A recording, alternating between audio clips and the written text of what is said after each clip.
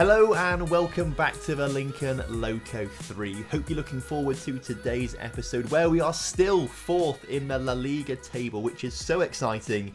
However, that could all change today as we take on Atletico Madrid and Celta Vigo. Both teams trying to topple us and get past us in that league table. So big games coming up which matter a lot in terms of the league table. Now, you guys were last here for that January transfer special, the impromptu January transfer special after minimum fee release clauses were triggered for Alex and that huge bid came in for Ingerson and of course the young goalkeeper leaving for $6.5 million on his minimum fee release clause as well. For the most part, I think you guys were pretty happy with those sales. They represented some great value for money, obviously bought very, very low, sold very, very high in comparison. So really pleased with that. It's great profit for the club and we now sit with £43 million in the bank with £20 million of profit this season. So for next season, it's looking very good for us in terms of what we can do in the transfer market, and that's the most important thing. I was happy to bring Giannis in. Yes, he maybe doesn't quite have the potential that obviously Ingerson had, but I don't think Ingerson was really going to reach much more than what he was already at,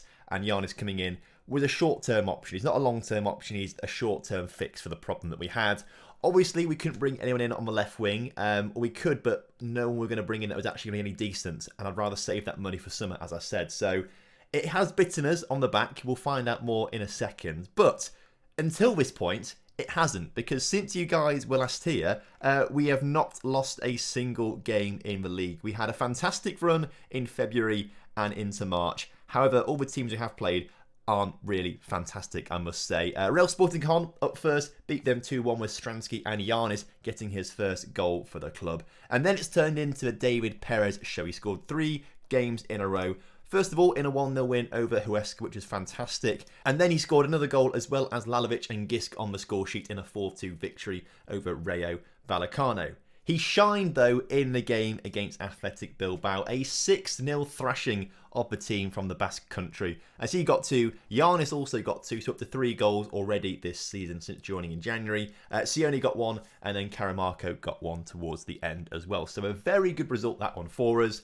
What wasn't a good result was a 0-0 draw against Real Betis, who sit bottom of the table. That was their 10th point of the season, so very disappointing to draw that one. But as I say, we are still fourth in the table as it stands right now. We're not catching up to the top 3. No one is. They're going to be in a battle on their own. The battle we're in is with Atletico, Sevilla, Huesca, Levante, Villarreal, and even Celta Vigo, and maybe even Espanyol as well, to be fair, to an extent.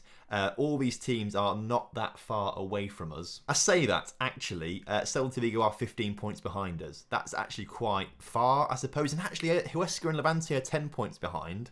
So maybe I'm doing these maybe I'm just trying to downplay expectations a little bit too much, but we do obviously run the risk of being overtaken by Atletico today and maybe even Sevilla if we end up losing both games. But as the season hots up, we are looking very, very good to try and secure at least some sort of European competition this season. Unless, of course, we do drop down to 7th, then we rely on whoever wins the Cup to help us out there massively. The Cup is down to its final, which actually is Valencia versus Barcelona. So actually, whoever comes 7th in the table, because these two are solidified into the top 3, whoever comes 7th will get the Europa Conference League places. So we're still on track for a top 7 finish.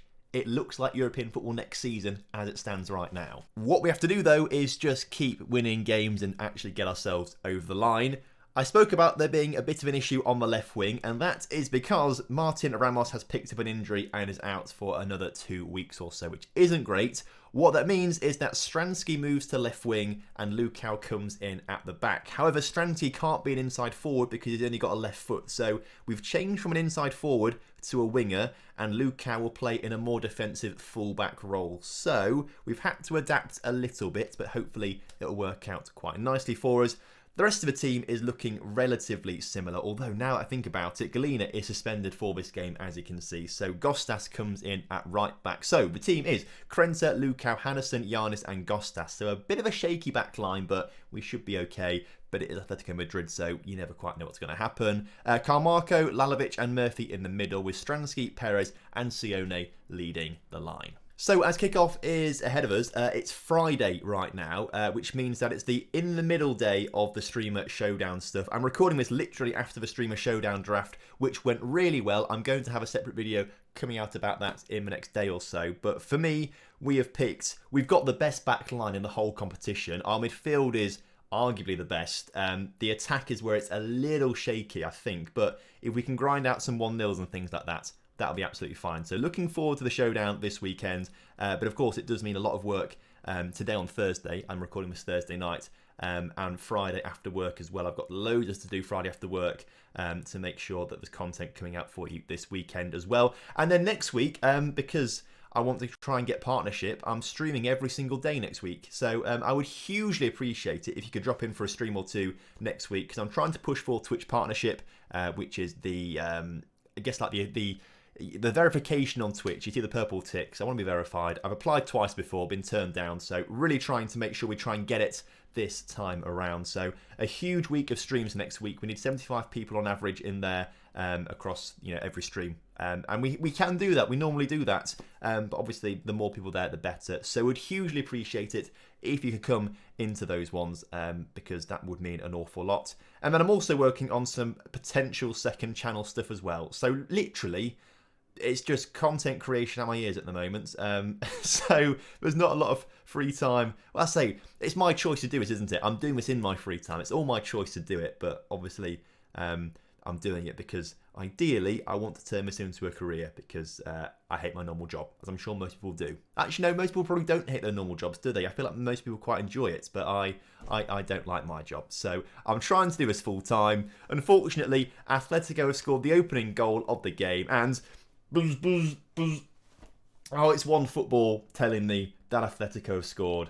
You hate to see it. What you do love to see, though, is, of course, the One Football app, the best footballing app out there to keep up to date with all of the footballing news from around the world, as well as all the live scores from all the games that matter to you, including getting those push notifications sent straight through to your phone, quicker than any other app can send the notifications through to your phone to alert you to goals and match events. Fantastic app. I use it all the time. It's my favourite one to use. So I would hugely appreciate it if you could download the app for absolutely free from the top line of the description. Helps me out, helps the channel out, helps you out, and most importantly, you love to see it. In the meantime, Ruben Neves playing for Atletico Madrid is part of the build-up in the ball to, I think that's Lautaro Martinez.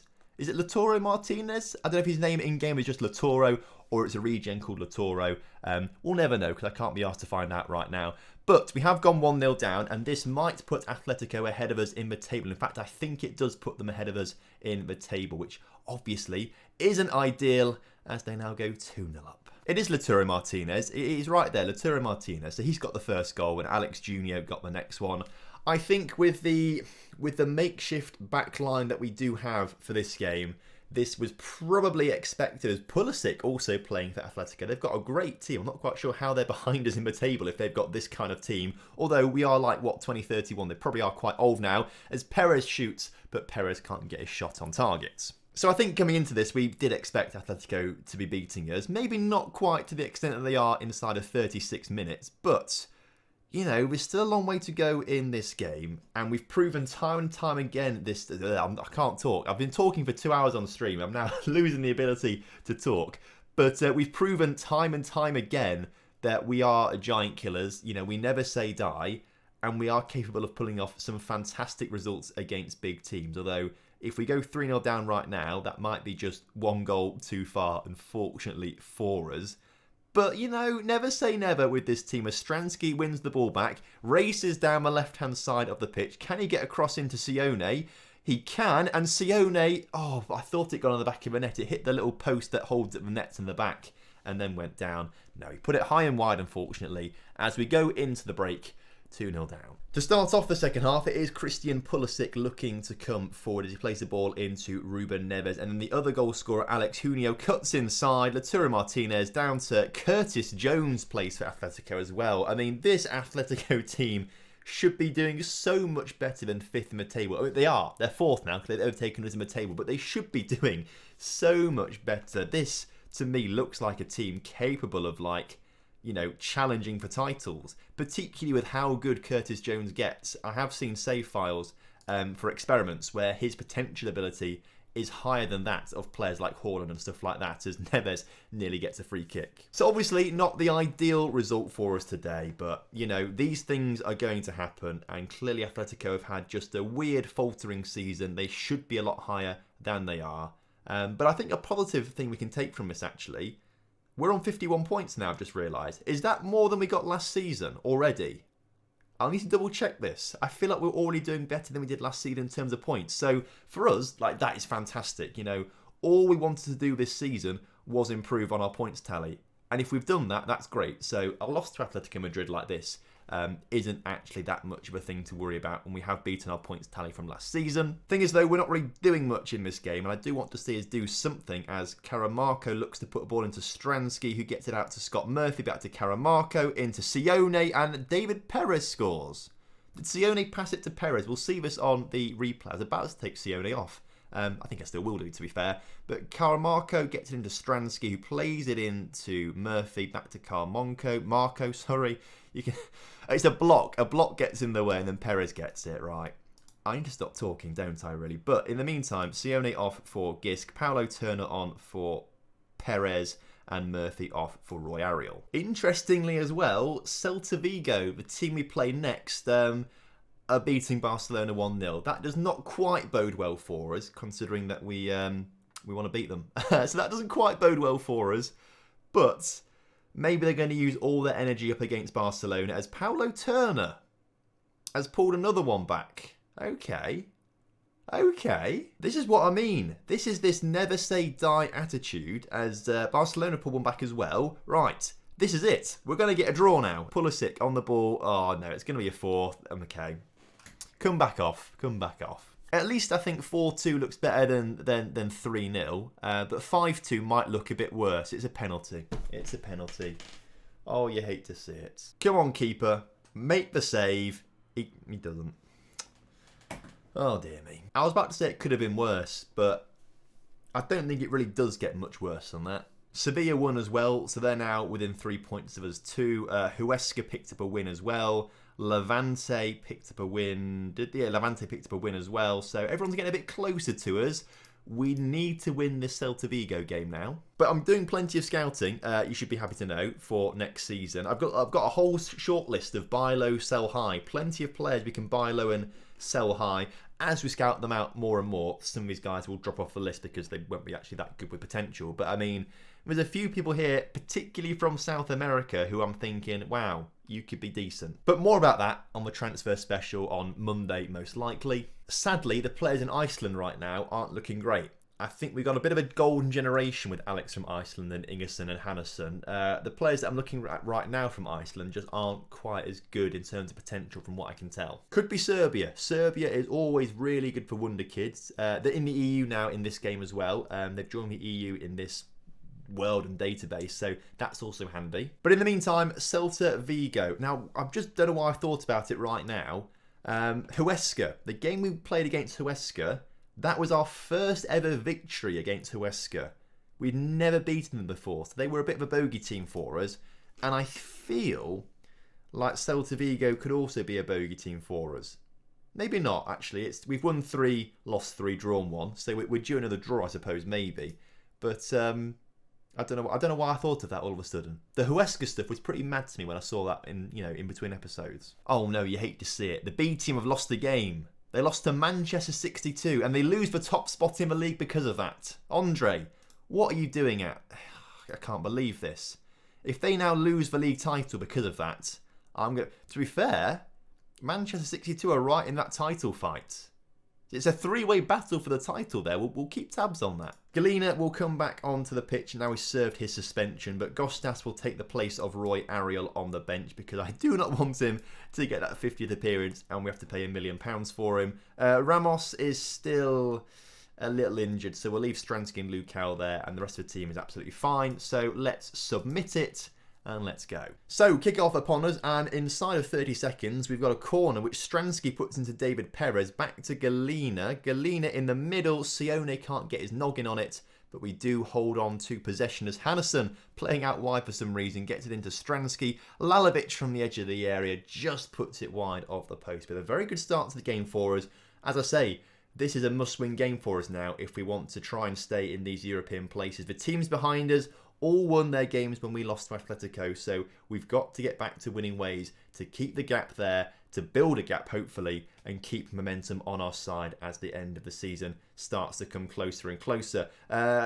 Lots of slide tackles in the middle of the park, but we do end up with possession in the end as Stransky now loses it straight away. You hate to see that. That's not quite so good. As Celta de Vigo looking to come forward by going backwards, do put the ball forward. Lukau misses the header. Hannesson has to deal with that and clear it, but only as far as that Celta Vigo midfield. That is really frustrating. So they get the ball out wide, and the ball out wide into the middle is put in the back of a net. Not good. I feel defensively we made quite a few mistakes in that. We should have got the ball cleared a lot sooner, a lot quicker, and a lot more effectively. I'm not pleased with that. Now, if Sevilla win, I think we have a better head-to-head record against them. I think we've beaten them. I don't think we've lost them, basically. So if they win, they won't go ahead of us, but they'll be level on points. And, of course, other teams will start to catch up, which is not ideal. So a little worried, particularly when the game we play after this is against Barcelona, who I imagine will end up thumping us as well. So at the moment, we are facing 3 defeats in the row, potentially, which is not ideal. 9 points dropped, and that could be 9 points gained for the teams behind us, who were once 10 points behind us. They could be right behind us by a point, which is very scary. We played some brilliant football in between episodes, but clearly losing that inside forward and complete wing back, having to switch it up to actually have those players fit the roles so we're not forcing them to do something they can't do. It's hurting us. It's hurting us quite a lot. We're just not quite as creative. We're not quite as free-flowing. So the sooner Ramos is back, the better. And the sooner we can get someone else in to also play in Ramos's place as an inside forward, that'll be fantastic. Tua Sione comes forward. Not getting the ball in the back of a net, though. Again, I think I'm going to change that front 3 around, or at least 2 of the front 3. Sione will come off for Gisk. I think we bring Paulo Turner on. David Perez has been, I don't want to say bad this season, because he's not been very good this season. He got plenty of assists, but David Perez has just not been the same player he has been in the previous 2 seasons, which is a little concerning. It might mean this is his last season at the club.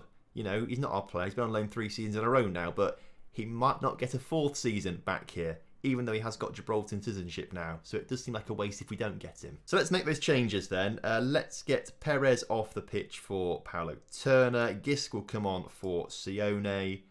And maybe Izquierdo will come on at the back, actually, instead of Hannesson. See how that one works out. Izquierdo is just not really developed this season. You know, he came in last year, played plenty of games with a lot of promise. This season, whenever he has played, he's been pretty lacklustre. He's not developed. And again, I feel like a lot of the players we brought in last season have been wastes of money. Which is probably my fault, really, isn't it? I'm not doing my due diligence on the players quite so much. But you know, they had promise, they had potential, and the potential just hasn't really come, unfortunately, which is a big shame. But Paulo Turner's potential is fantastic, and he might have just won a penalty, which is fantastic as well, to get back on level terms with Celta de Vigo. Again, it's going to VAR. They never turn penalties down, the VAR, 99.9% of the time. Guarantee us with the 0.1% of the time now. Please, referee, give us that penalty. Penalty awarded. You love to see it. Kenneth Gisk should be stepping up to take this one. And he is. You love to see it. Come on, Gisky. Get us in the back of a net. He has done 1-1. So, 15 minutes or so to go. Let's go a little bit more attacking. Let's shout demands more. Let's try and get the winner out of this one. As I don't think... Oh, Sevilla are winning on 51 points now, aren't they? So we are just staying ahead of them. But, I'm going to say not for long. Somehow Munoz has missed that for Celta Vigo. So that's very, very handy for us. Come on, boys. Let's we've not played well. Celta Vigo deserve the 3 points today. Looking at the match stats, they have battered us, and yet, well, they could score right now, couldn't they? Let's not jinx things. Let's win the ball back, boys. Come on, win the ball back. We don't want to. If we concede a goal now, I might cry. I might cry. I'm crying. Oh. If you look at the match stats, though, they do deserve it. 15 shots to 8, 63% possession, and they probably do deserve it. Okay, that simply put was not good enough. Not good enough at all. 2 losses today. After a really good February, March has not been great for us. Lukau wants a new contract. I'll tell you what, lad, you can have it, actually. We want to keep you around, so we're happy to give you a new contract. get rid of some future ways for you to make money though, because we don't like people making money. We don't like that at all. £5 grand, 4-year deal, please. 4-year deal on like £6 grand, lad. That's a really good deal. He wants 8.5 and he's on Orange. Okay, £8 grand for 4 years. He's rejected it. Okay, you idiot. So we've got some tough games coming up, I must say. We're going to be back next time for Tenerife and Valencia, I reckon. 2 teams at opposite ends of the table, but that will be very exciting. And then on Sunday, we will be back for Espanyol and Real Madrid to finish off the season, hopefully secure some European football. Fingers crossed. So thank you very much for watching today's episode. Hope you guys have enjoyed it. And of course, if you have done, drop a like on the video for me. Subscribe to the channel if you're new around here, and I will see you next time. Have a good one. Goodbye.